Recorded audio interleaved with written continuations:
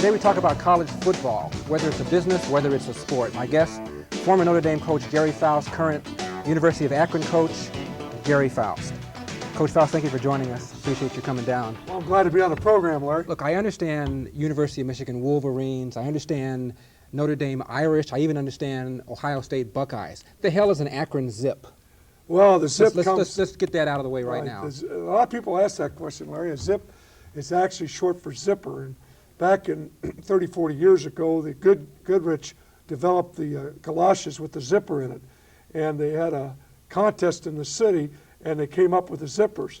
Well, when the games, they were saying down with the zippers, and they were using certain connotations with that, so they changed it to zips, and that's how it became Zips, Akron Zips. I'm sorry I brought it up. Coach Faust, let's talk a little bit about Notre Dame. Far and away the most famous college football program in the country. Big name coaches, big legacies, Newt Rockne, Ara Parseghian. You're brought in with the expectation to win.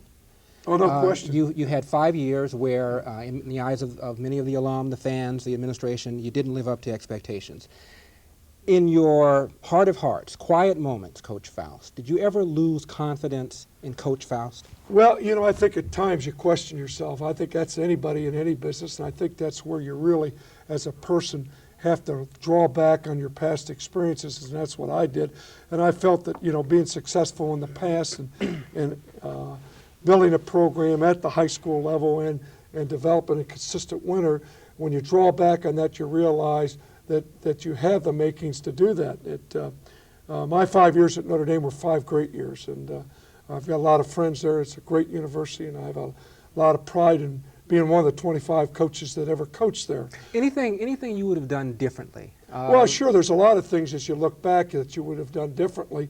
I think the experience that I have now as a college football coach would enhance my chances immensely as being the coach at Notre Dame now rather than 10 years ago. But a lot of people ask me, would you wish that it had been done a different way? No, and I'll tell you why. I probably would never have had the chance had I gone somewhere else. And just having the chance to coach for 5 years at Notre Dame was worth it, even though 30-26-1 is not a record that you're proud of at Notre Dame. You know, I'm just happy that I had the chance to be the head football coach at Notre Dame for 5 years. Some people felt the leap was too great. You were an immensely successful coach at Cincinnati Moeller. You go into, again, the most intense college football program in the country. In retrospect, was the jump too great, Coach? Well, I think the problem is the acclimation to a higher level in the aspect of analyzing talent, knowing how to interwork with student athletes at that level, also knowing how to recruit, which we didn't have a problem. We were pretty successful at that, administrating and hiring a coaching staff and putting a chemistry of a coaching staff together. And I think those things are things that make it a very large jump. And I think that looking back at retrospect at the whole thing, I think that if I knew now, then, what I know now, hopefully it would be a different situation. I think it would. You're now coach of University of Akron Zips, a smaller program. When you first came, it wasn't even Division 1A. You've brought it up to Division 1A. Psychologically, did you feel this was a step down, a letdown, a come down? Well, you know, I didn't look at it that way, Larry. I like working with young people. That's why I went coaching in the first place. And this is my 34th year coming up as a football coach, and I think my 32nd as a head football coach.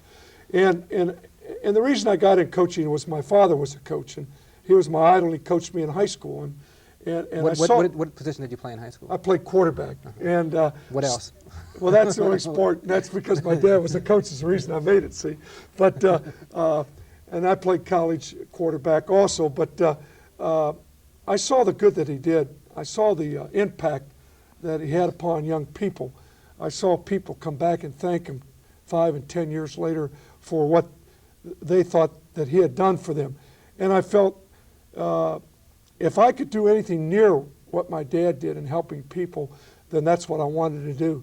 And the funny thing about it, Larry, is my dad, I was on a college football scholarship, and he wouldn't let me go into coaching.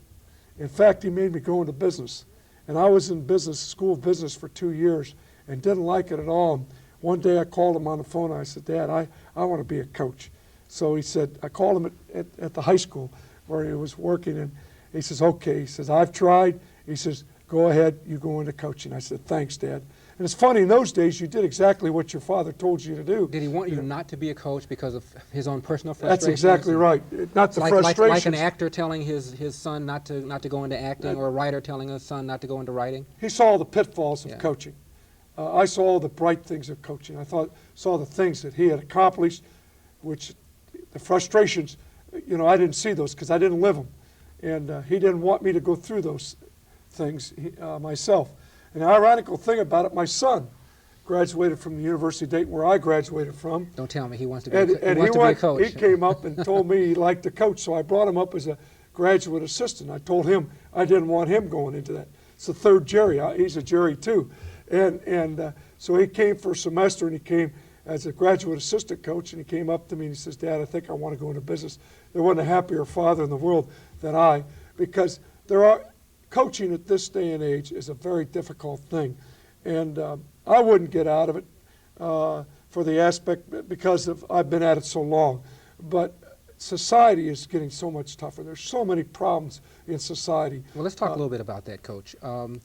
The topic of the show is whether or not college football is a business or a sport. A lot of people feel that the athletes are being used, that the school programs now for college football are nothing more than money makers and publicity stunts for the schools.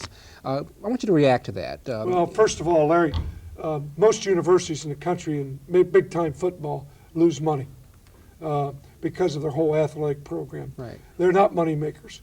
I would think that maybe 20 universities in this country are money makers in football.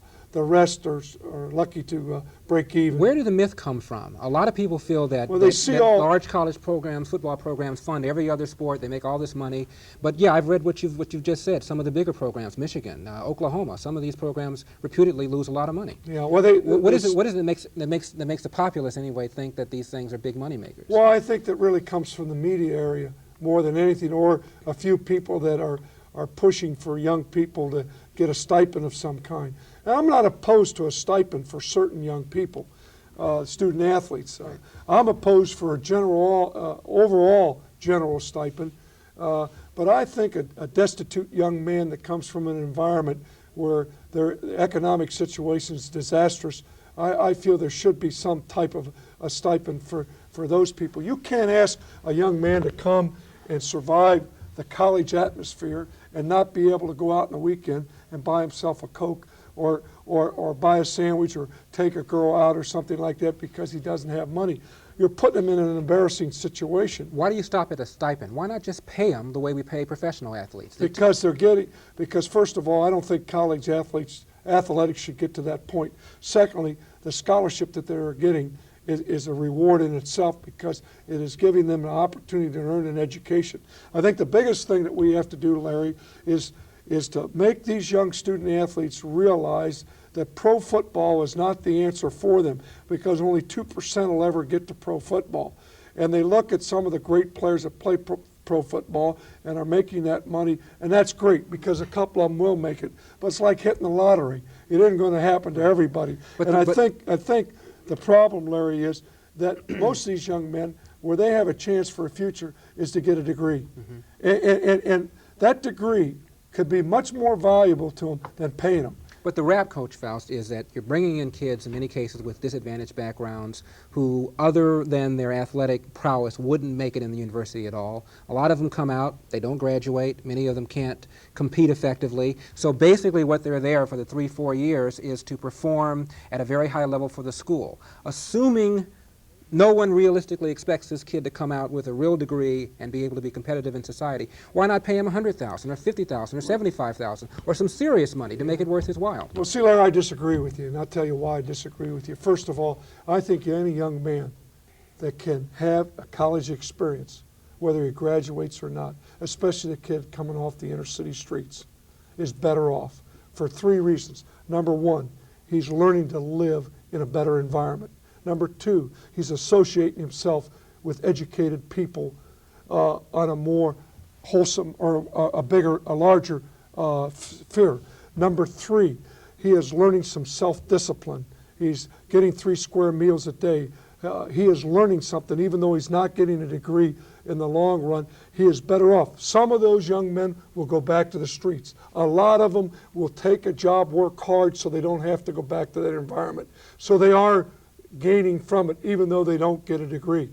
There are some young men that go to college, are outstanding football players, never get a degree, and end up making $2 million to $10 million a year playing pro athletics. Ishmael at Notre Dame is a prime example. People estimate he's going to be making between 20 and 25 million a year. Does he need a degree if he's going to make 20 to 25 million a year? If he makes that for 5 years, invests it right, he's set for life. Now, he should go back and get his degree, and hopefully he will do that, and I think he will. But that young man's making more than you and I will ever make with a degree, and you have a law degree. And he's going to make more than you. Don't underestimate Coach Faust. I may get there. We're going to take a break right Sure. now. I got Coach Jerry Faust, University of Akron Zips coach, and we'll be right back in just a moment. Let me leave you with this note too, Jerry.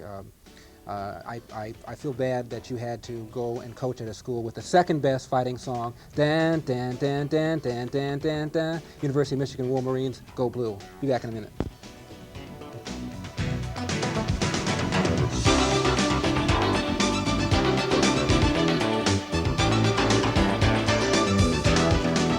Now, Cleveland's top-rated news can be seen on CNN's Headline News. News Center 8 and North Coast Cable have come together to provide an exclusive service to North Coast customers. Twice every hour, day and night, Rick Young and Denise Dufala bring you the latest news from the North Coast on CNN Headline News Channel 12. Headline News and News Center 8 on North Coast Cable. Just one more way we're increasing the value of cable to your family. Exclusively on North Coast Cable. Most fatal fires occur at night when you and your family are asleep. Seconds can spell the difference between life and death. Having a smoke detector on every level in your home doubles your chances of surviving a fire. Smoke detectors are inexpensive. Many models are available for under $10, and smoke detectors are easy to install. For additional safety tips, tune to the North Coast Community Bulletin Board. One trick when you're using honey is any recipe that you do with honey, if you're also going to use oil as one of the ingredients, try to use the oil first, because what will happen is the oil will coat your utensil. In this case, it's coating my tablespoon, but if you were using a cup measure, it would coat that too. And then when we go to put in a tablespoon of honey, it'll slide right off that spoon. Hey gang, Professor Sindelar here. Join me Saturday mornings at 10 o'clock on Sports 101. If you haven't watched recently, here's what you've missed. I played wide out. Okay. I caught 19 passes for 600 and some yards. Oh, that is good. 14 touchdowns. Ed King's coming out from Auburn. I love him. He's the best lineman in college football, in my opinion. All right. Good to see your smiling face on my TV. How you like that, huh? Classes in session Saturdays at 10 o'clock. When the world's top golfers get together, you'll never know what to expect. Swing through the PGA Tour, LPGA Tour, and the Cadillac Senior PGA Tour. ESPN brings you the best.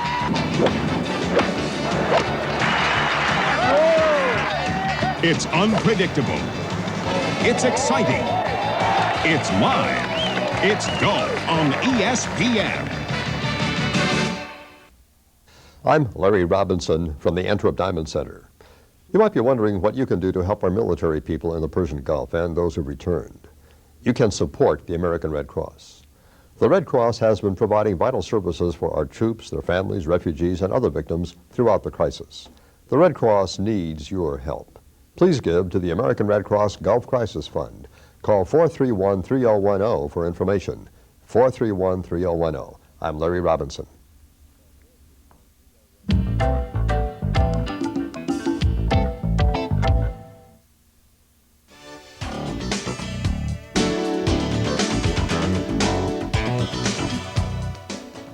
With Coach Jerry Faust, University of Akron Zips. Coach, are you in favor of minimum academic standards for athletes, college athletes? Well, I'm for You mean as far as coming into the university? Yeah, or should as you're there? they have a minimum level SAT, minimum level of GPA in high school? Oh, I think that they should have a minimum level GPA, no question about it. And I'm really not for the SAT and the ACT scoring. That's Proposition 48. That's what that's about, isn't it? Part of it, yeah. It's called Proposition 42 now. 42. And tell me real quickly what that is intended to do. Well, first of all, it's sort of gauge a young man whether he's capable of doing college work. And I mean the numbers. What is it that Proposition 42 mandates a kid have to have as a minimum? he has to have SAT? 700 on the SAT, and he has to have an 18 on the ACT. Mm-hmm. I mean, isn't that not much to ask of a kid coming into a college to have something like that? Well, in I don't order think to get through? You know, What's your problem with that? The problem with that is that some young men don't test well. I would be I'm opposed to that. I don't think that is a true criteria. I think overall it may be a general thing that most people that make that will do it. But I've seen young men with 1,100 on SAT scores and 28 on ACT flunk out of school. Mm-hmm. And yet I've seen young men that have bare minimum things at strong academic schools get their degree. I think there's more to it than just the test scores. I would rather see 14 core curriculum courses with a 2-point GPA on the high school level than the testing, because some young men go in to test and it's tough to prepare for that type of testing. They go in and freeze, and it's not a true criteria of what they can do. Whereas if you raise it from 11 core courses, and those core courses are 3 years of English, 2 years of math, 2 years of science, 2 years of social science, and 2 electives. I'd rather see 4 years of English.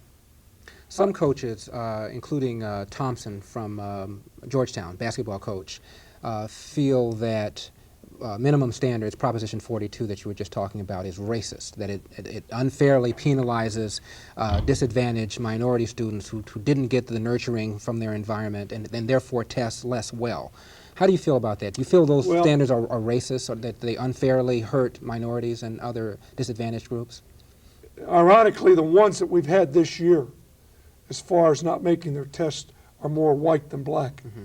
And we recruited more blacks than we did whites this year in our recruiting class. But the young men that have had the problems this year have been more white than black. I would say this. We probably have more young men in our team that have a problem academically that are black than white. And I think it has to do with a couple of things. Number one, I think that a lot of them are first-generation college students, and what I mean by that is that their parents did not go to college. They're the first generation.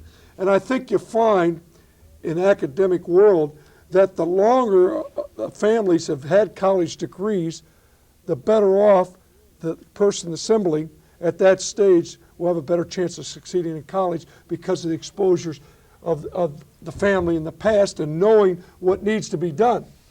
You're finding that a lot of your black student athletes, this is the first generation of their opportunities to go to college. And I had an interesting group of seniors. I meet with my seniors every once in a while, and we talk things over, just all of us together, what they don't like and what they do like.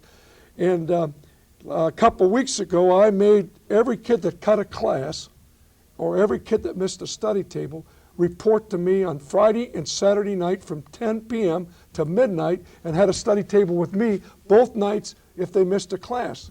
And they hated this. But I wonder why. And I told them, well, it takes their social life. But I told them, it took my social life too. But I told them, you're here to get an education. Coaches don't have social lives. Well, that's true too. But anyhow, we met yesterday, and they told me they didn't like it. I said, do you think I like coming in on a Friday and Saturday night? I said, I'm doing it because I feel it's important that you get a degree. And then one of the young men said, but most of the kids in there were black. And he says, did you take it because they were flunking classes? I said, no. If a kid goes to class every day, and he goes to study table, and he's working, and he isn't going to make it, he's not going to be punished by me. We just got to get him tutors and get him the right. But if you skip class, and you don't go to the study table, and you don't go to your tutors when they're there, then you're going to sit with me on a Friday, Saturday night. And then I told him, he said, well, why are more black than white? I says, how many of you in here parents have gotten a college degree that are black. None of them did. And there were 8 of them in there. So it tells you, I said, there's the reason right there. I asked how many of the white, and 4 of the 8 raised their hands. So I said, there, they got 50%. You have none at this stage. That makes a difference. Coach, we only have about a few minutes left to go. There's a lot of ground I want to cover, so let me fire some other questions at you. Tell me something. Do halftime pep talks, the kind of stuff that you see all the time in football movies, do they work? Do they really fire up a team? After you've had a team week after week, in mid-season, late season, haven't they heard everything? And does a talk like that, get in there, nail them, you guys can do it, does that stuff really work? Does it really fire up the players? I think the thing that is really important at halftime is strategy. When you're preparing for the second half, defensively and offensively, kicking game, of course, I think there's times that you use those things. So a halftime talk is primarily technical. You're primarily talking about specific things to do, as opposed to cheering and rah-rah and get in there, you can fight, you can win. No question. And I think the psychological aspect of preparing a football team is a total week of preparation. And I think the thing is there that you have to analyze the situation, who you're playing, analyze if you feel psychologically they're going to be ready, and then when to do it during the week. You don't want to do it too early because you're going to lose them by the end of the week. And then there are times at halftime when they may need a jolt that you would use this. But if you do it week in and week out, Larry, it's going to go in one ear and out the other. Drugs and steroids. I hate to keep bringing up unpleasant stuff, but how widespread are the use of drugs and steroids in college football? I think the steroid thing, to be perfectly honest with you, is, in our situation, is nil. Do you test? Yes, we do. Every week? No, I don't know. Be honest with you, I don't know when we test because they don't tell us. It's random. Yeah, it's random. But we watch the young men very closely because there are certain signs that you can pick up on that. Drugs, I think, are less than society on an athletic team. Mm-hmm. The only difference is that when it happens to a student athlete, it's publicized headlines. Right. But I think there's less in athletics than there is in society. But I think we have a problem in society, and we have to solve it. We talked about this at the top of the show, Coach, and I wanted to get some more of your thoughts on this. We talked about winning and the pressure to win. Is that the bottom line? I think a college coach has got to win, otherwise he is out. I think a college football coach, after a period of time, has to show improvement of program and winning on the scoreboard. That is part of the job. End of statement. Does that bother you? Yes, it does. Mm-hmm. And I'll tell you why it does. Because I think that winning is not on the scoreboard. Now, don't get me wrong. I want to win a scoreboard. Makes the job a lot easier. We won 72 of our last 73 high school football games. It's more fun, and it's important. But I also think there's another kind of winning, and that winning is developing young people to go out in society, to live a life that is conducive to pride, to the family name, and to the community. And I think that's being a winner too. We got 1 minute left. I'm going to fire some names off at you real quickly, and you just sort of give me a snapshot what you think of them. Your successor at Notre Dame, Lou Holtz. Done an excellent job. Tom Landry. Class act in pro coaching. George Allen just died, former coach of the Rams, Redskins. One of the greatest competitors I've ever known. Mm-hmm. John Madden, former coach of the Oakland Athletics. Thought he did an excellent job, don't really know him. Bo Schembechler. A great competitor and a guy I like very well. Barry Switzer. Barry Switzer, misunderstood, outstanding man. Did things wrong, but came from a tough environment, and I like Barry Switzer, and that might shock some people. My guest has been Coach Jerry Faust, coach of the University of Akron Zips, former coach of the Notre Dame Irish. I want to thank you guys for coming in and joining us, and we'll see you next week. Good night.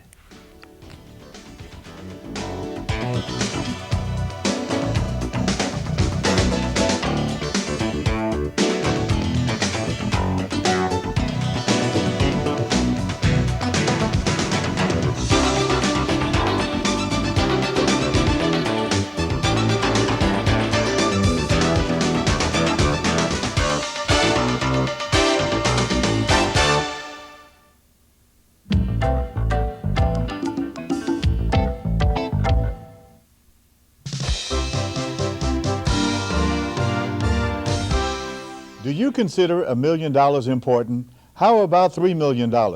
What would you do or give up to get that much money legally?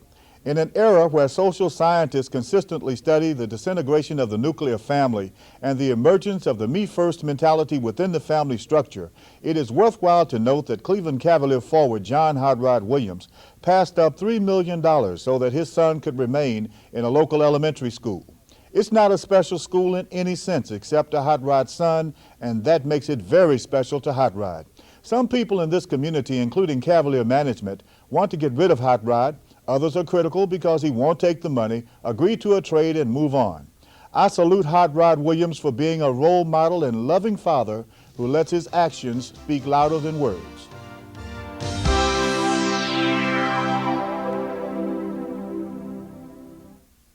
Nobody can catch my knuckleball, but you can catch Sports 101 with Jeff Sindelar on Channel 46 on North Coast Cable. Classes in session Saturdays at 10 o'clock. When I'm in Cleveland, I watch Sports 101 with Jeff Sindelar. So you're going to just need to take a spatula and to fold the egg whites into the batter. Now if you're not used to folding, the easiest thing to do is to run your spatula right through the center of the mixture, bring it around.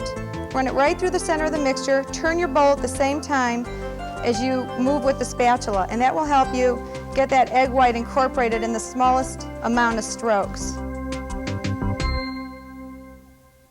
Now, Cleveland's top-rated news can be seen on CNN's Headline News. News Center 8 and North Coast Cable have come together to provide an exclusive service to North Coast customers. Twice every hour, day and night, Rick Young and Denise Dufala bring you the latest news from the North Coast on CNN Headline News Channel 12.